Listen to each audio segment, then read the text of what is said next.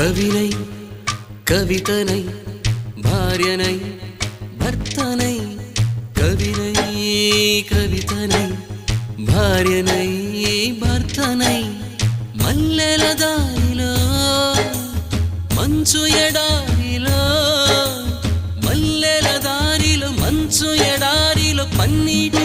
జయగీతాల కన్నీటి జలపాతాల నాతో నేను అనుగమిస్తూ నాతో నేనే రమిస్తూ ఒంటరినై అనవరతం కంటున్నాను నిరంతరం కలల్ని కథల్ని మాటల్ని పాటల్ని రంగుల్ని రంగవల్లుల్ని కావ్య కన్యల్ని ఆడపిల్లల్ని జగమంత కుటుంబం నాది ఏకాకి జీవితం నాది